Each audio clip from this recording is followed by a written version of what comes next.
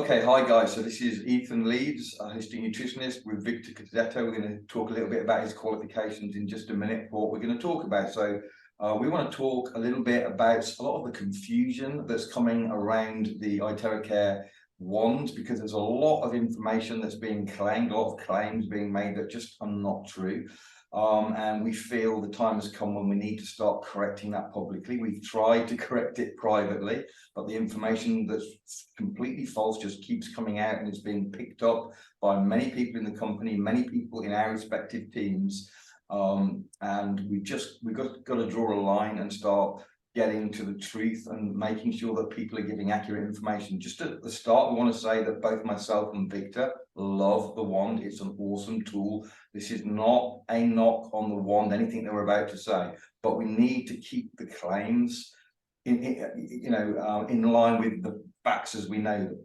So there's been a number of very, very false claims. But before I get into any of those, I'm just going to pass to Victor to give a little bit of his credentials, because he's a computer scientist, being heavily involved in frequency for the US government. Victor, just explain quickly your. Sure. How you doing, everybody? Yeah, so as he mentioned, I'm a computer scientist. I worked for the government as a senior computer scientist.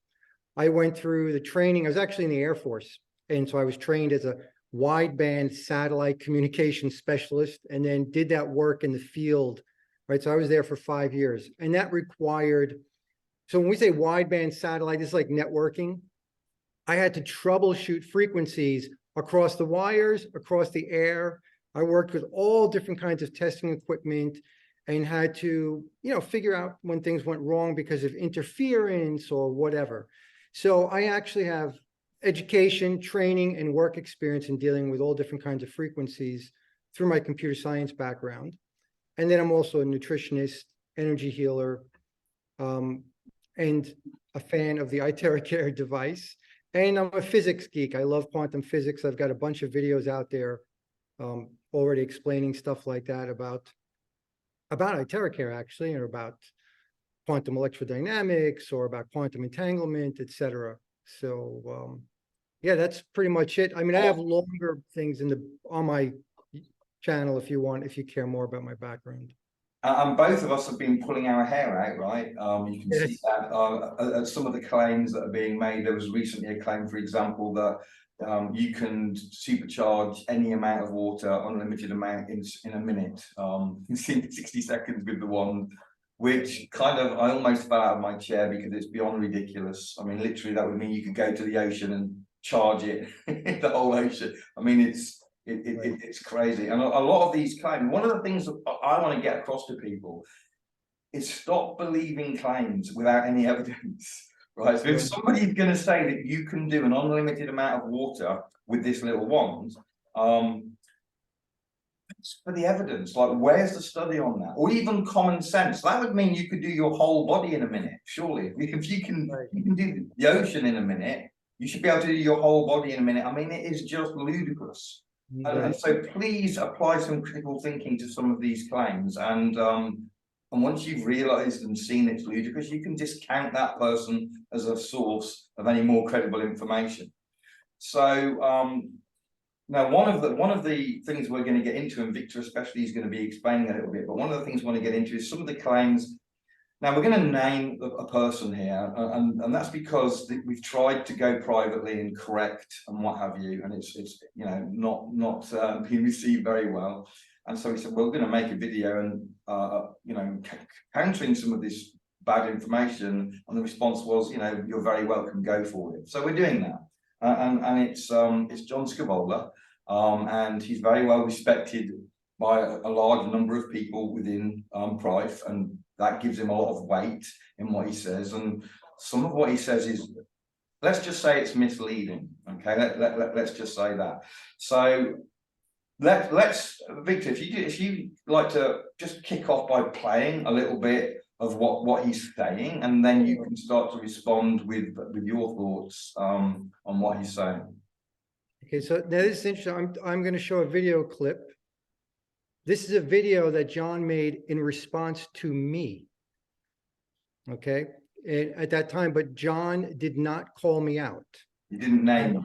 I asked him to call me out by name so that I could respond publicly, and he decided not to. So I'm going to play a short, just like 20 seconds here, because there's most of it is, I think Ethan was being too polite. For me, I'll say it's a lot of false information or nonsense. And so I'll just play a short clip and then we can explain very simply why.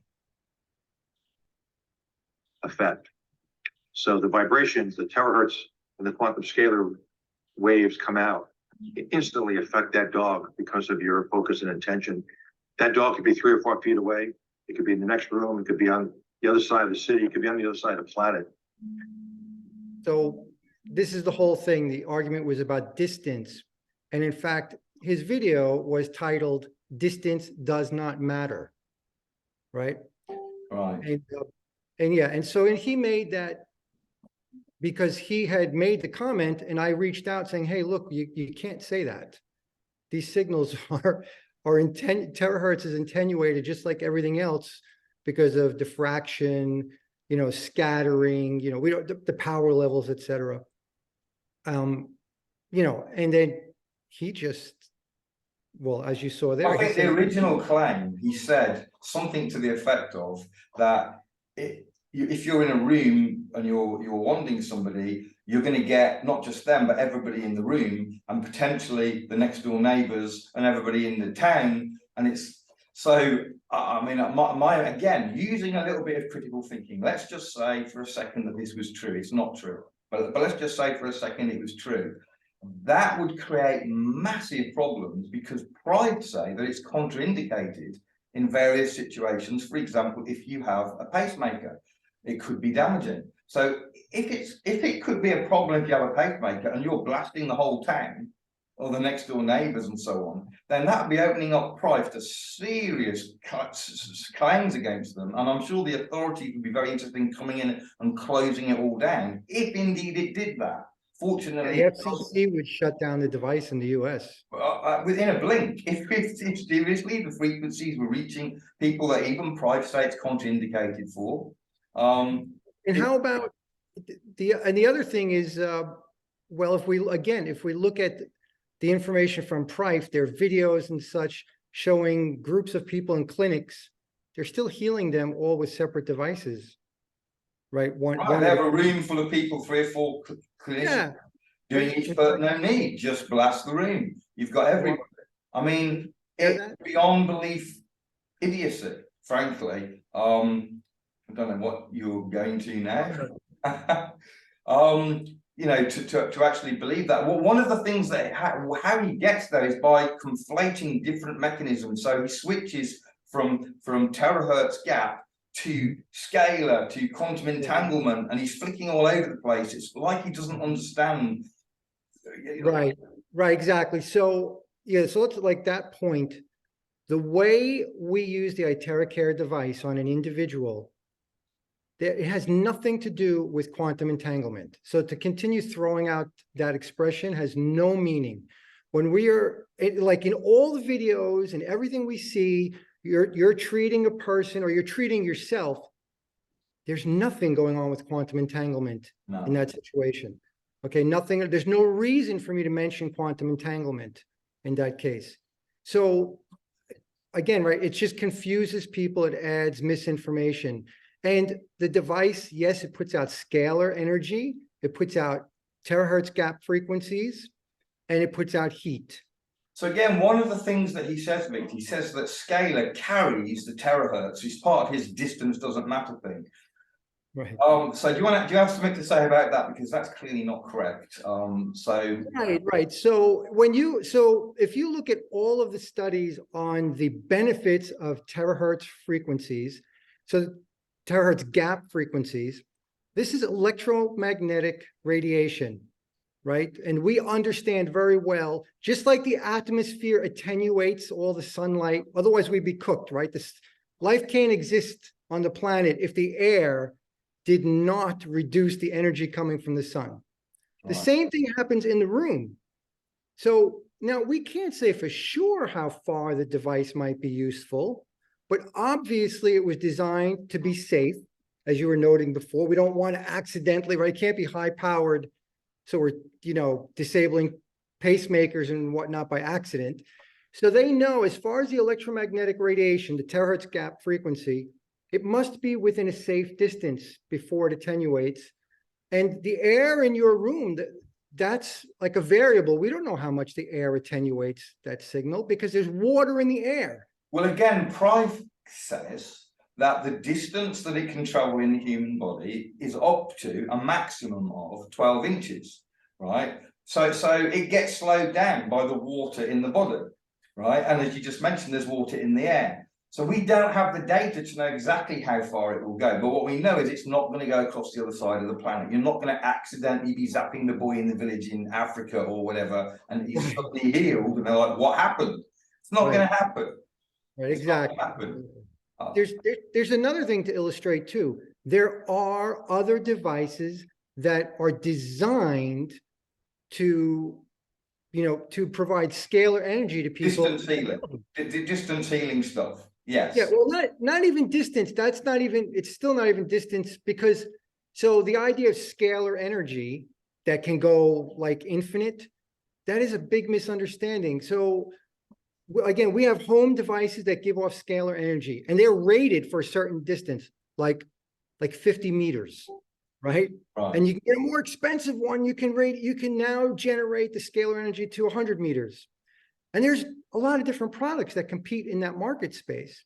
We know all through different cultures and history, crystals give off some scalar energy, or we'll call it crystal energy, but that doesn't go very far. It's not very powerful. And what he then does, Victor, he flicks to quantum entanglement to justify the distance with intention and all of that. But that's getting into a whole, that's not how people are using the wand. Right, it's not right. And we could talk about that properly. That's a totally different way of using the device. If you want to use the device for distance healing and take advantage of quantum entanglement, it's a totally different way of using it. Absolutely. And even then, the device still must be close to the object. It still must be relatively close to one of the entangled objects. Yes. Yeah. Right. So it's not the device itself that's so what he does though, he mixes messages, so you end up confused. So he talks about it going across to the other side of the world to the dog that you have intact, but he doesn't give any indication as to how that, you can't just point your wand into the air and think about the dog, and that's not going to. So if you wanted to talk about that, you'd have to talk about that in the context of distance healing, quantum entanglement, how all that works. He's not doing that. He's throwing the words around and leaving people confused, thinking that they can aim their wand to people on the other side of the room or through the wall, and they can't. The terahertz gap frequency is not going to reach them. It just isn't. So our experience tells us that, because we're not getting, if we've got a few people in a room waiting to be healed, we do one at a time, they're not being healed while you're doing this one over here. That's not what's happening. So right, exactly.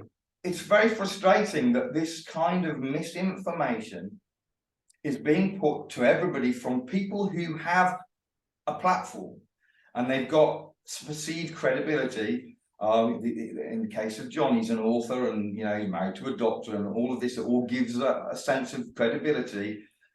And not everything he says is bad, but there's a chunk of stuff that it's just not correct, and it's causing confusion in the field. And that's why we're making the video. Right, exactly. This is like a public service announcement. You cannot follow that advice because you will suffer for it. If you think that you're helping your dog who's in the other room, or you're helping your neighbor, you're going to be disappointed, right? You're not going to get the results that John says you should get. Get your dog, blow the wand on him in the normal way. Right, exactly. Look at how everyone else is using it. And like people that are good to follow also, like, so we know this device, if we're talking about like the heat treatment, right? Following like protocols for acupuncture, acupressure, these are all good. Your chiropractors, your massage therapists, these people can all give good guidance of how to use the device along your body, along these sensitive, it's a physiotherapy device. Well, you just raised another good point, actually, because when you're doing it across the room, you've lost all the heat. Right, the heat's not going to travel through the wall to the neighbour and all the rest of it. So Right. one of the things that Price talk about, and one of the reasons you've got these different heat settings, is because the heat helps part of the healing process. Right. But to be So- fair, but also to be fair, Huh? like, you know, I don't care so much about the heat. For some people, the heat's magical, but we could disregard that. I mean, the device works great in the no heat and low heat settings. Right. But for It does, but my personal experience has been that in many situations, the extra heat helps better. oh, Not all definitely, yeah. situations, but in many. But it's a useful component that's lost when you start talking distance. Well, the terahertz component is also lost. The The only terahertz thing, component, but he would claim it's not, because he's claiming the terahertz gap frequency is carried by the scalar. no, he's wrong. He's apt. Well, here's the thing. He's wrong, but here's the thing, right? If he wants to make that claim, then show us the proof. You can't just make a claim like that without any evidence. So where's the studies that show that can happen? And there aren't any. But I would challenge John to back that claim up with some evidence. Right. The marketing is all based on using published studies about how the terahertz gap frequencies are good for our biology. And like, right, I'm open to talk to anybody, and I can explain to you, if we want to start talking about quantum electrodynamics and how scalar energy can carry good frequencies, fine, but that's a different thing. Do not confuse the benefits of the gap terahertz frequencies with the benefits of the scalar and what we can do with each independently. It's just, yeah, it's just confusing, right? So everyone basically knows how to use the device. It's been out there for a year already. We shouldn't suddenly start changing what we're doing. And if you do want to look at distance healing and stuff, now that's a whole separate topic. Radiology, I mean, radionics, we could talk about that too. But these are separate topics. That's not what he's talking about. He never mentions that. So No. So anyway, the purpose of this video initially, and there's lots of other things that he's saying that's not true, but we just want to get the people really critically thinking and starting to ask questions about any claims that we make, claims that John makes, claims that anyone speaking on behalf of Price makes.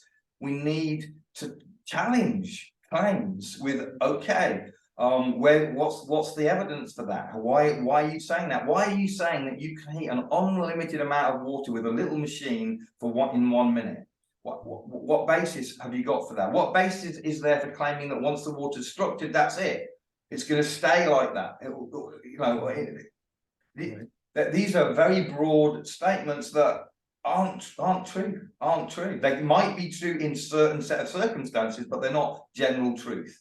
So no, you can't plunge your water, your 100,000 gallon tank for a minute and it's now all structured and charged. No, that's not true.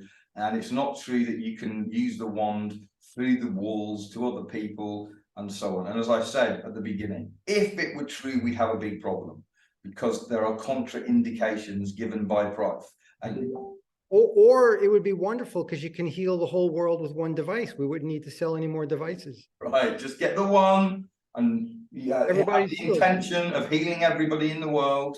Fire it in, it's ridiculous. It is ridiculous. But I don't know, people throw their brains away sometimes because they want to believe. This wand doesn't need to be exaggerated. It is a phenomenal tool in its own right. We don't need to start making outrageous claims about it and go way outside. Exactly.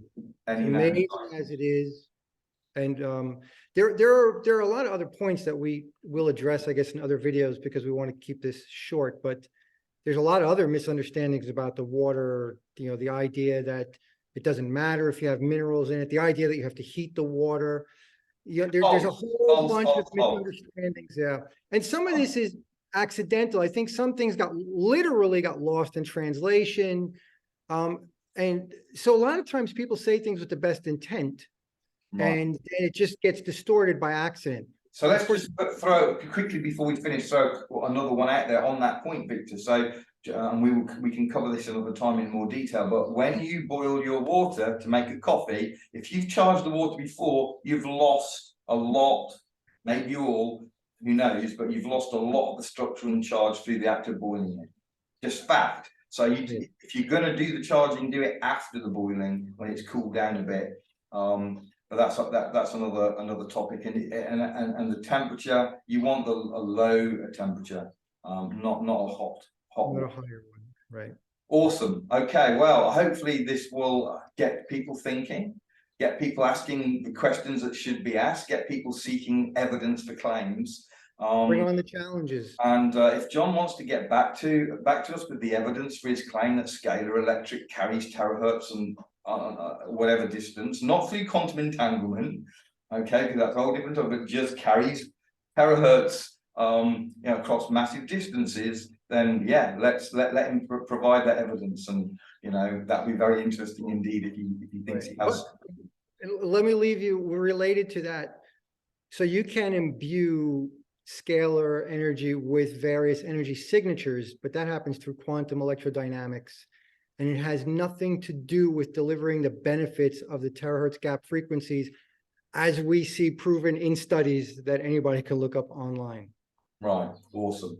Okay. Well, we will probably be doing more videos. So hopefully this is something that gets you thinking. That's the purpose. Gets you thinking, questioning, and just not easily accepting claims. Bye, everyone. Ciao, ciao.